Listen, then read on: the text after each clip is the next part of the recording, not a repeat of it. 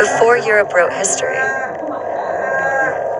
Africa made a decision not to conquer, not to beg, but to disappear without dying. What you are about to hear was never meant to survive. There existed an African empire.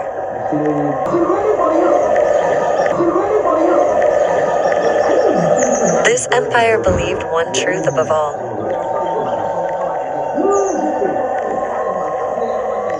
If you control time, you control memory. Foreign traders arrived. They saw cities without walls.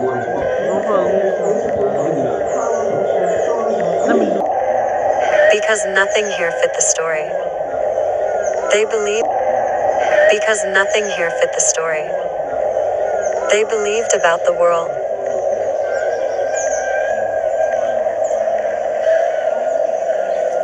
This empire had a secret.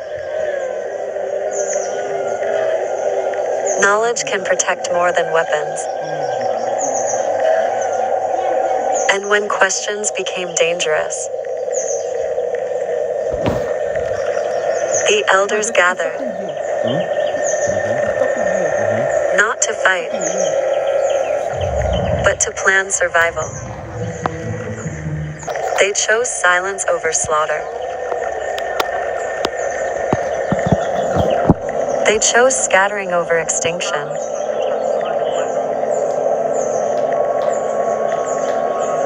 Libraries were burned by their own hands, not in chaos, but in ritual.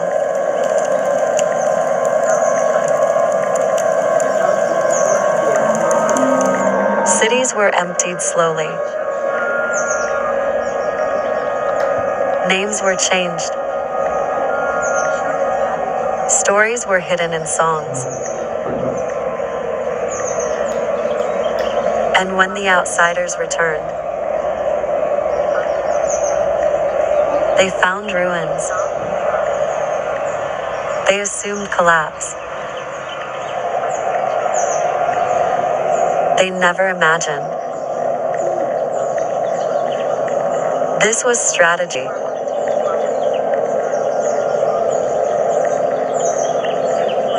This was not the end. This was preparation. History says Africa was discovered.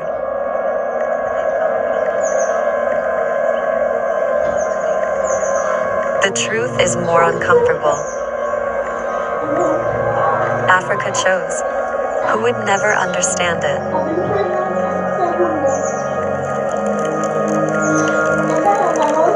When explorers returned generations later,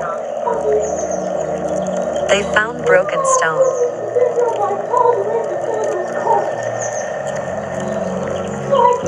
And overgrown paths. Loudly. It was repeated quietly. Africa had no history. Africa had no science. Africa had no empires. And eventually, the world accepted it. But African memory did not vanish. It adapted. Knowledge became proverbs. Astronomy became ritual.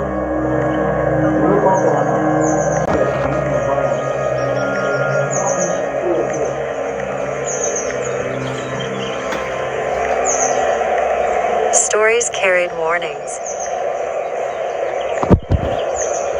Calling Colonizers wrote books. Africans preserved memory. One was louder. The other was stronger. Generations passed. And the lie grew older than the truth. Until something changed. People began to notice patterns. Alignments. Mathematics hidden in art. Ruins that should not exist.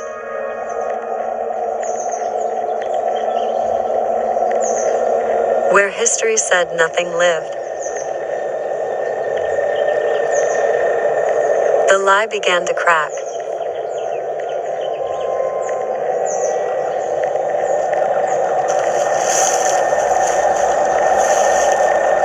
What they could not destroy. They taught the world to forget. But forgetting is not erasure. It is delay. Today, memory is returning. Quietly. Carefully. Through questions.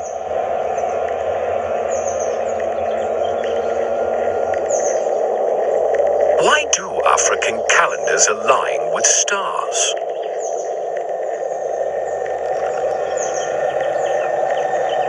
Why do ancient sites match solstices?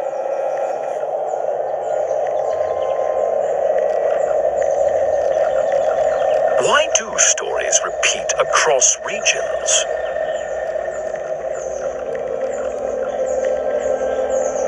Because the empire never died.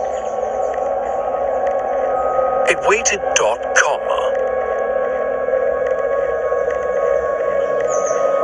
It hid in culture.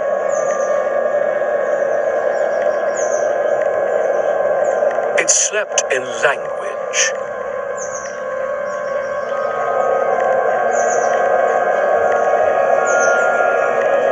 It survived in ritual.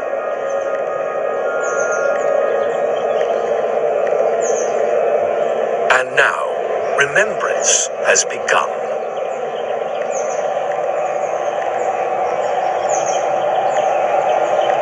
Not as revenge.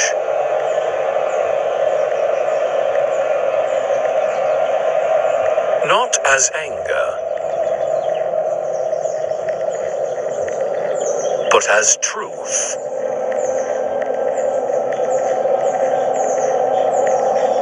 Africa does not need permission to exist in history. It only needs honesty.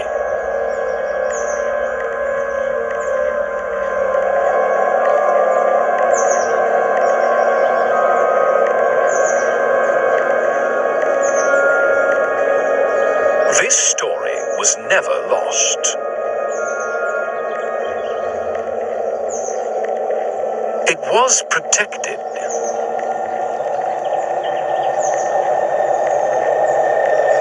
And if you are hearing this now,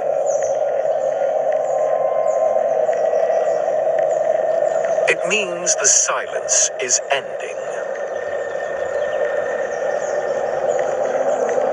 Memory is waking.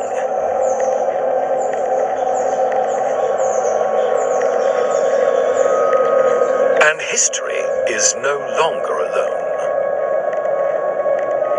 If this history feels hidden, it's because it was.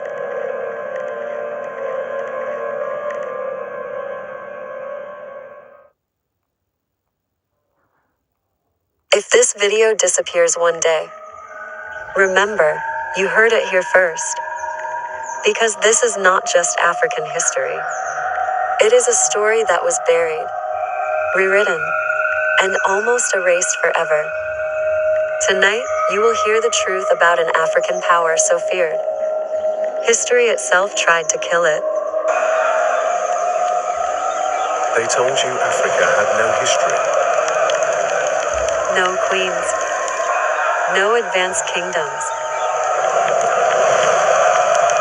They said Africa waited for the world to arrive.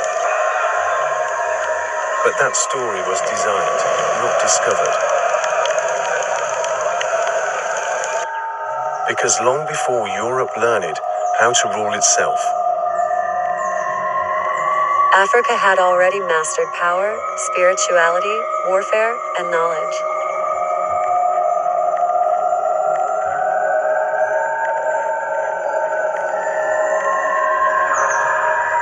And some of that knowledge was considered too dangerous to survive.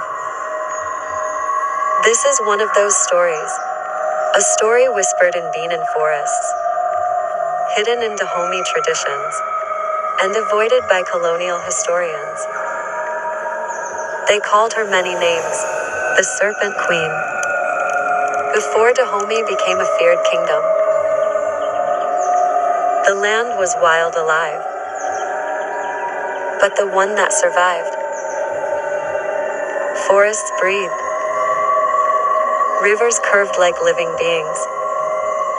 And serpents were not feared. They were respected. Among the Fawn people, the serpent was not evil. It was Danaido Huedo, the cosmic serpent believed to hold the world together.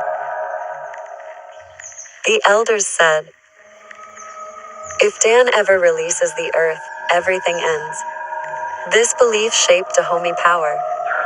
And then, a child was born. The night she was born, storms split the sky. Thunder rolled without rain. Animals and midwives froze in fear. Because wrapped around the newborn's wrist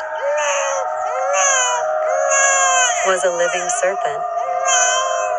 It did not bite.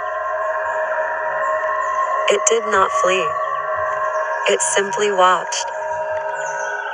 The elders said only one thing. She does not belong to us alone. The child was named Dikapo, the one who walks between worlds. As she grew, strange things followed her. Snakes gathered where she slept. Poison never harmed her. And when she spoke to animals, they listened. Dahomey was under threat. Rival kingdoms attacked. Slave raiders circled. War was inevitable. When the king died, the council resisted her rule. A woman, young, silent, but on the night of her coronation, the forest moved. Thousands of serpents crossed the land, blocking roads surrounding enemy camps. By morning, invaders fled without battle. That day, Dikapo became queen. Not by force, by fear and belief. under her rule, Dahomey changed. The Agoji, warrior women, were trained not just to fight, but to move like serpents. Silent, precise, unpredictable, enemies disappeared in the forests. not killed. Taken. Some said the Queen commanded living traps. Paths that shifted, roots that moved, shadows that swallowed men. Was it magic? Or mastery of terrain and psychology? It didn't matter. Because fear works whether magic is real or not. But power always demands payment. The elders warned her. Spirits do not give forever. The Queen began spending nights alone at the sacred tree, where serpents coiled endlessly around its roots. Villagers said her eyes changed. Her voice deepened. Her presence felt heavy. Calmer. Then came the final invasion. Fire. Steel. Numbers greater than any before. And the Queen made her choice.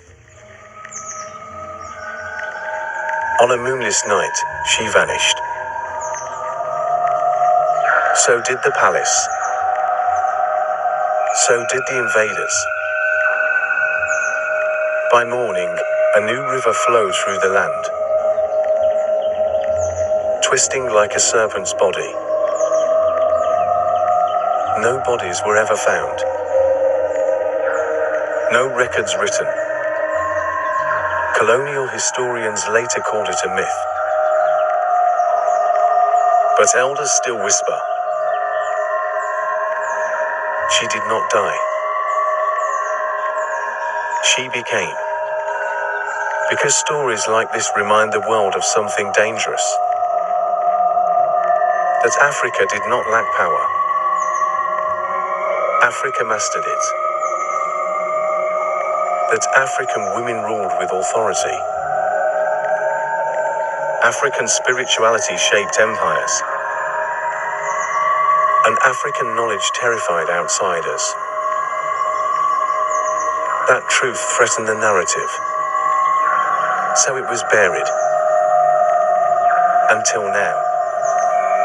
If you felt something while listening, it's because stories remember us, even when history lies. And these are the stories they tried to erase. History did not forget this African empire. It erased it.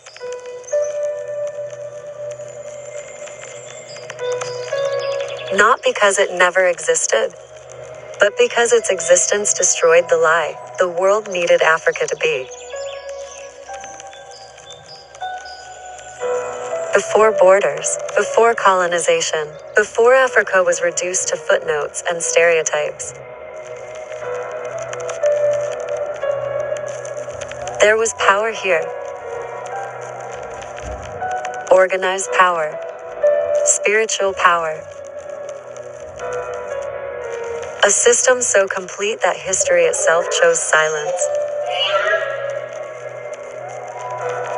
This is the story they never wanted to survive.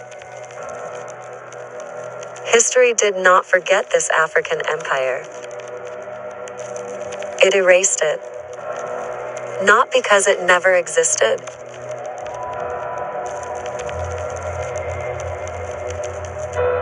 but because its existence destroyed the lie the world needed Africa to be.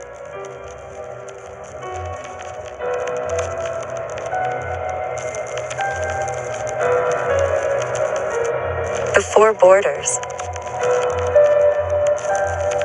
before colonization,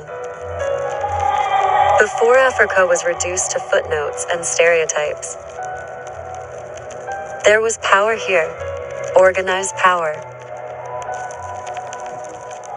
Spiritual power.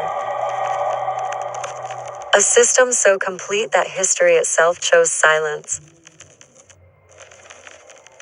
This is the story they never wanted to survive.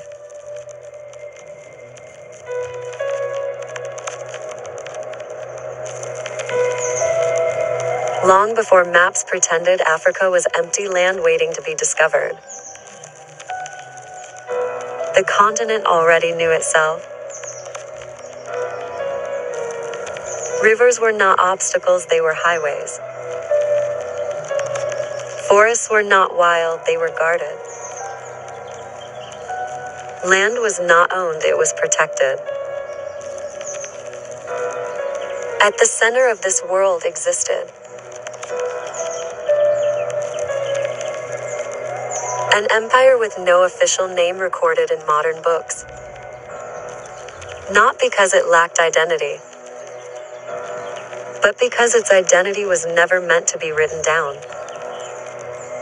Knowledge was sacred, and sacred things were not given to paper.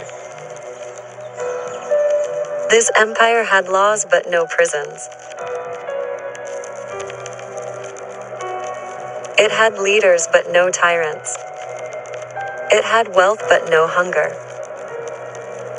Order was enforced not through fear, but through belonging.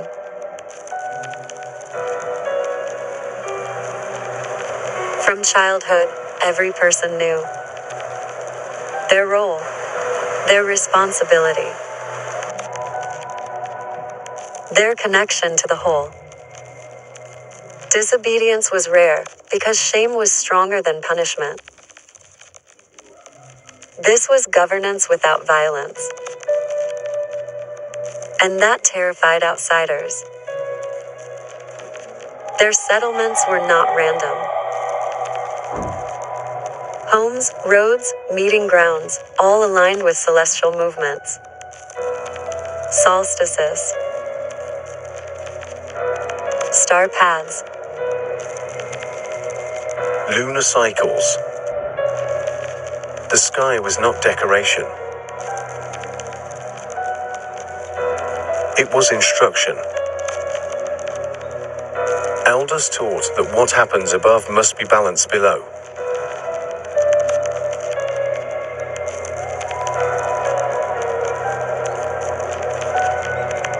So the empire was built as a mirror of the universe itself.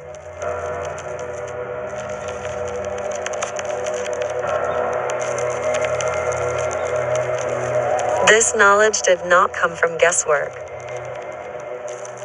It came from centuries of observation passed orally, protected fiercely. Power in this empire was not loud. There were no golden thrones, no crowns dripping with jewels, no public displays of dominance.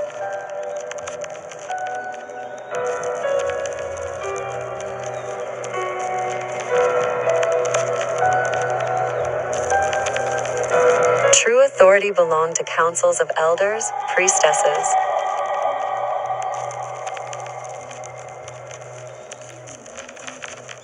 and masked figures whose identities were known only within sacred circles. The ruler was never the most visible person. Visibility was considered dangerous. Those who desired attention were disqualified from leadership. When foreign explorers finally reached remnants of this civilization, they were confused. They expected chaos. They found infrastructure. They expected primitive life. They found mathematics and architecture. They expected superstition. They found medicine. But instead of acknowledging African genius, they wrote something else.